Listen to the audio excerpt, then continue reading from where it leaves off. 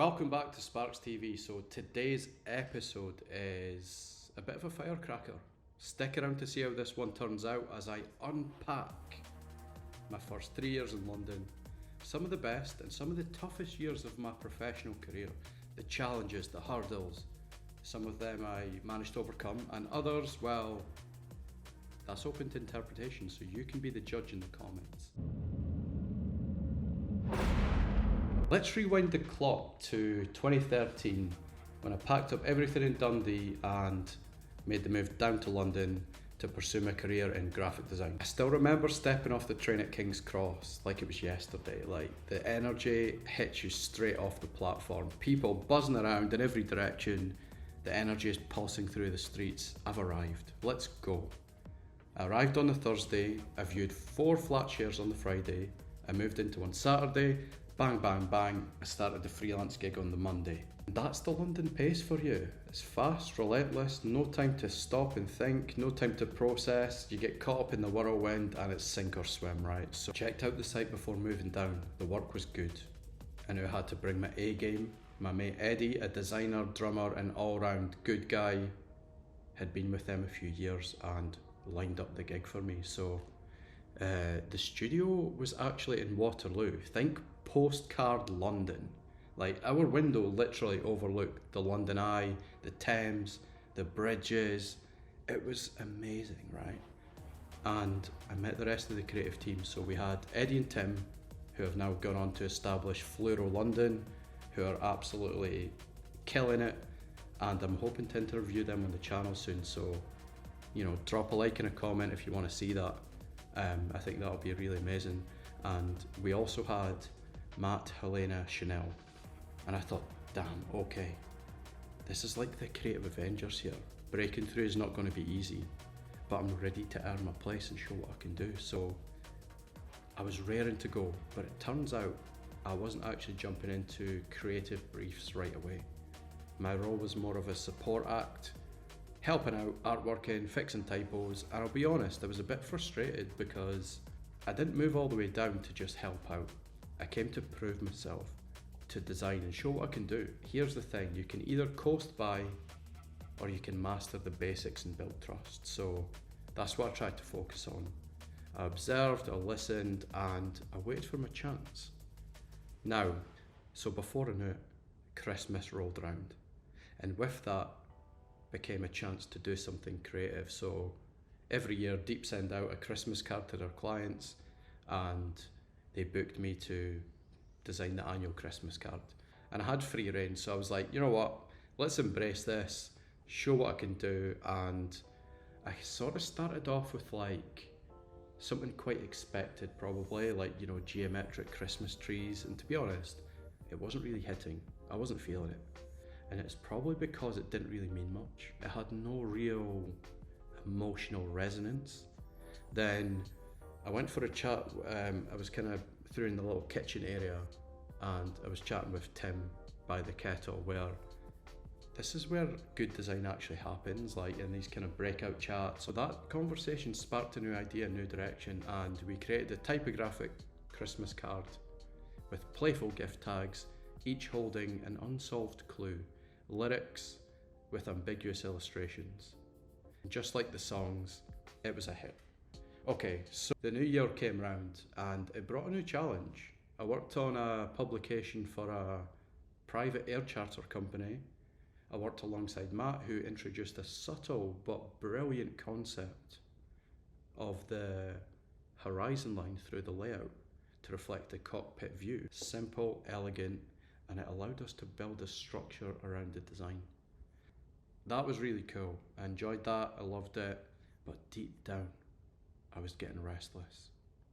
It was coming up for almost a year, and I was craving to work on full-on branding projects that I can really get stuck into and, you know, make a real impact and an imprint. So I jumped on It's Nice That Jobs board and found an interesting studio looking for a designer. They had really nice arts and culture work for Sadler's Wells and some prestigious projects like the British Library. So I sent my folio, went for an interview, and I remember it went really well. Bang bang, I had the second interview, I got offered the job. And I was buzzing, right? I was raring to go. But leaving Deep was bittersweet because it was such an incredible team. I felt at home, but I was ready for a new challenge. So my first year in London flew by, and as I entered the second year, this is when things really started to ratchet up to another level. Make sure you stick around to the end because this is when things start to get a bit, full on. So on my first day with the new studio, it was a bit of an immersion day off site actually. So the studio had just won a rebrand for the Poetry Society, one of the most exciting arts organisations in the UK. And we attended their event down at the South Bank Centre. Poets, spoken word artists. I even spotted Phil Jupitus, who it turns out does poetry as well, which I didn't know. That was super cool. So one thing that stood out to me in the brief was it said that they were a connector of people.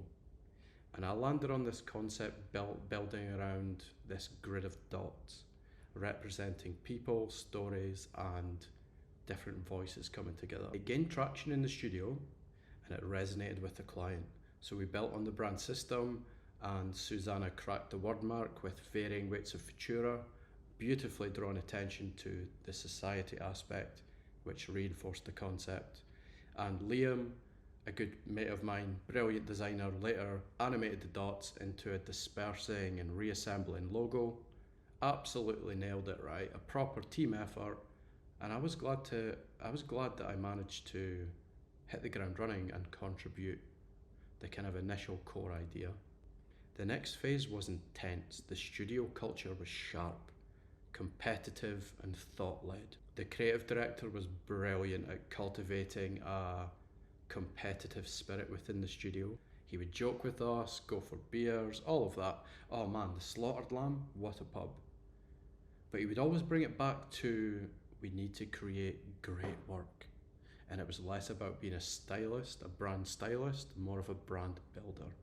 Less rollouts, more strategy, narratives and systems. We weren't just designing for clients, we were guiding them through the journey, shaping their identity from the top down, led by a strategic approach. And brand expression came much further down the road, which is, definitely the norm nowadays in most branding studios. But this was kind of my first taste of that, if I'm being totally honest.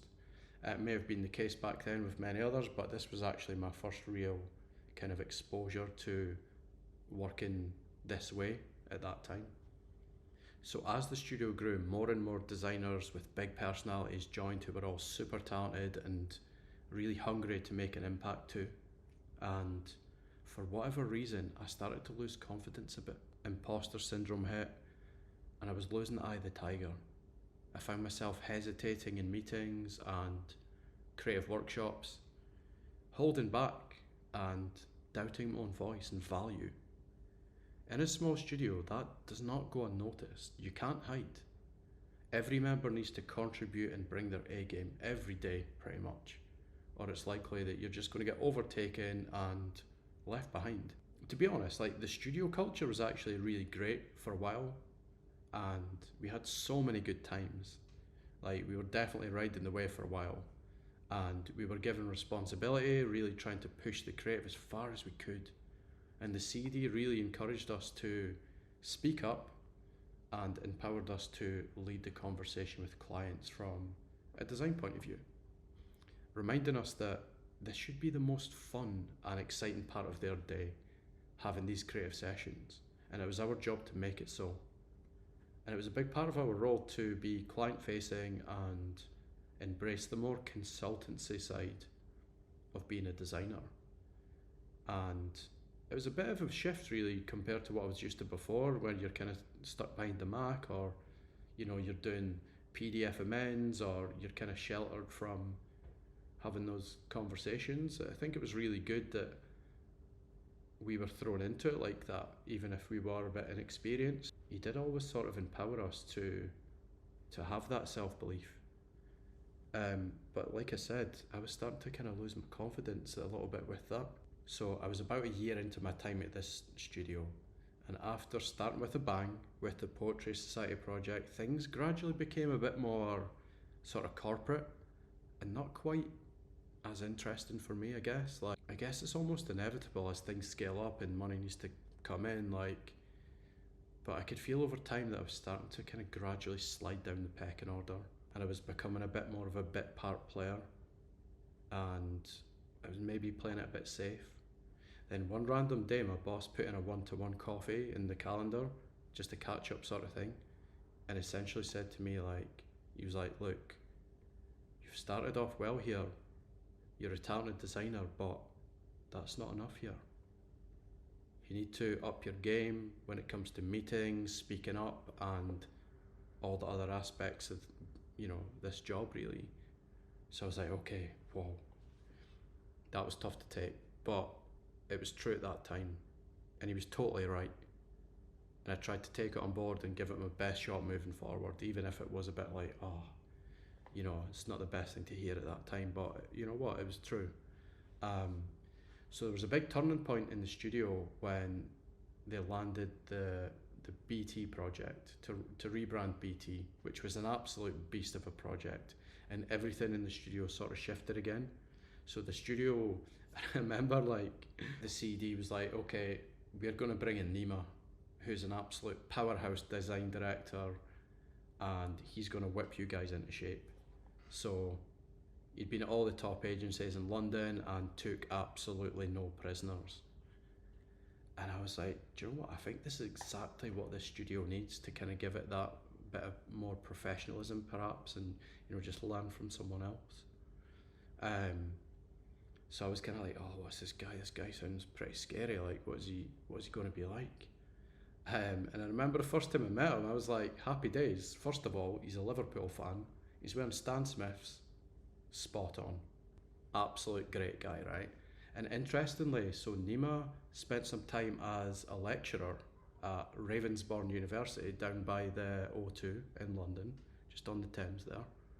And he sort of said, like, I go back every year to, do a talk to the final year students of design, and I always take a designer with me, and you're coming with me.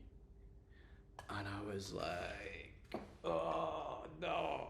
Knee-jerk reaction was like, no, like public speaking, it's not my thing. So I was trying to like make a joke and trying to duck my way out of it, but he wouldn't take no for an answer. And do you know what? I honestly cannot thank him enough for that. So, because I would have found a way out of it. If you watched the previous episode where Lyle, gave me the opportunity to speak at Pecha Kucha night, and I declined and later regretted that. And I remember my boss saying, you need to up your game and embrace the challenge more. So I was like, okay, let's do this. So we went along. My adrenaline was through the roof. And as we got there, I saw the empty classroom, and we set up the Mac and like clicked it in, get the kind of projector ready, and the students started kind of filtering through one by one. And honestly, my adrenaline was like through the absolute 10th floor at this point, right? But the adrenaline turned to excitement, and I was ready to give it my best shot. Obviously, they're not no one's trying to stitch you up, like, and Nima was there to kind of bail me out if anything went drastically wrong. So yeah, Nima did most of the talking, set the scene, and then he passed over to me to talk about one of the projects that I worked on there, which was like a sort of androgynous fashion brand type thing. Then I passed it back to Nima, and then we did a bit of a Q&A at the end. It was really mad, like it just felt like a bit of a blur, and it felt like it went really well. I remember after actually, Nima was like, yeah mate, like, you've done well, like, you're good at this. Like, you just need to believe in yourself a bit more. You need to stop doubting yourself. You came across well, and you know your stuff. So the rest of the day, I was absolutely buzzing, and it didn't fix everything, but it proved something to me that I can show up, I do have a voice, and sometimes all you need is someone to believe in you. But the reality is, it needs to come from within. Like, there's always going to be obstacles, hurdles to overcome, but you just need to trust yourself that you can get over them, even if you do feel out your comfort zone.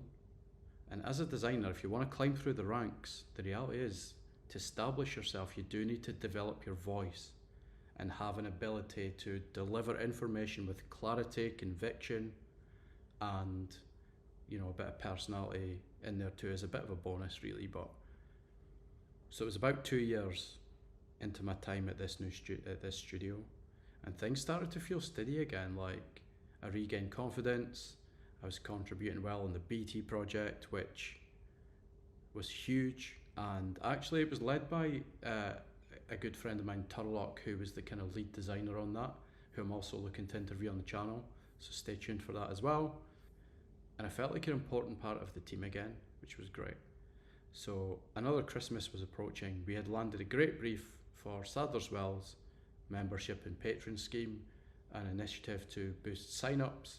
Nima led the project with Carolina and myself were brought in to develop creative concepts. Around the same time, the studio founder was searching for a new office space. We'd outgrown the current office as the team expanded, and the lease was set to expire in January, so there was a sense of change in the air. So for the Sadler's Wells piece, I pitched the simple concept of see more. Playing on the structure of their logo, and the idea involved a tearaway tab revealing the word see, combined with the brand's colour palette and premium finishes to give it a tactile, elevated feel.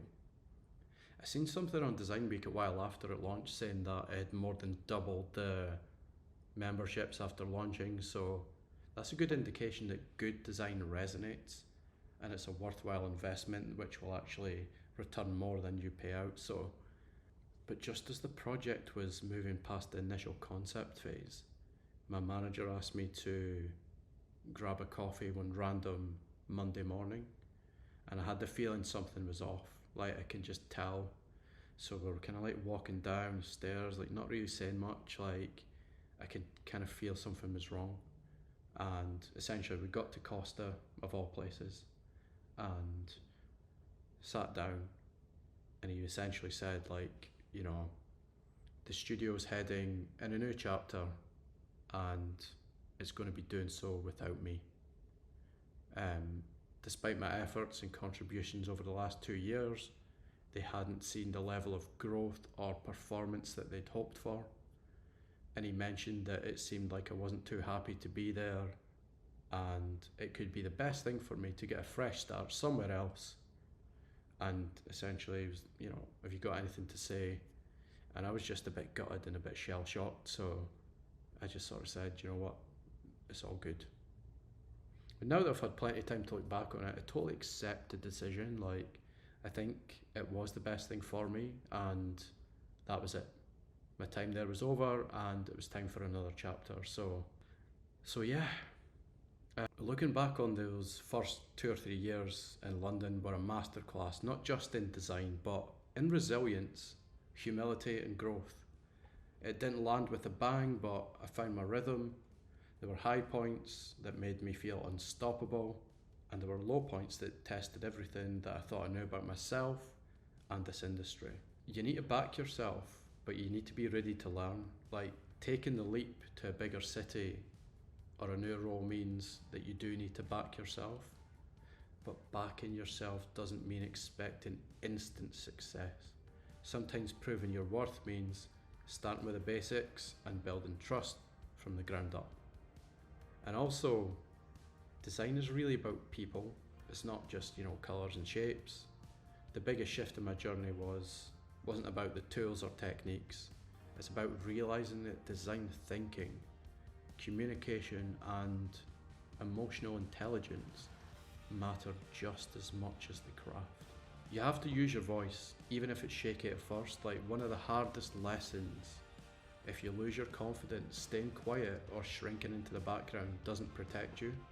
It can actually alienate you further and you'll get left behind. So find your voice, share your thoughts and develop it.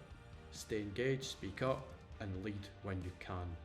Even if there's fear there, that's often a sign that you should actually lean into it. Now, feedback is fuel, even the tough love kind. That one-to-one where I was told to step up wasn't a great experience. But it was a reality check and a turning point, and sometimes the most uncomfortable moments are the ones that push you forward the most, and are usually coming from a good place. Not always about the ending, it's about progress. Getting let go after 2 years was tough, but it wasn't failure, it was a shift. And London is constantly shifting and moving. One chapter ends so another can start, and it's not going to break you. If anything, it will make you stronger, and you'll carry that with you, and it will make you stronger moving forward. So wherever you are in your design journey, whether you're just getting started or you're feeling a bit lost along the way, just know that every setback is shaping your story. So keep going, keep trying to be yourself. Sometimes that's the hardest thing. Try and shake off any self-limiting beliefs or narratives that might be holding yourself back. And remember, it's not always about being the loudest in the room, it's about being the most intentional. If you like that wee story about my first couple of years in London, like, comment, subscribe, all that good stuff, and I'll catch you in the next one.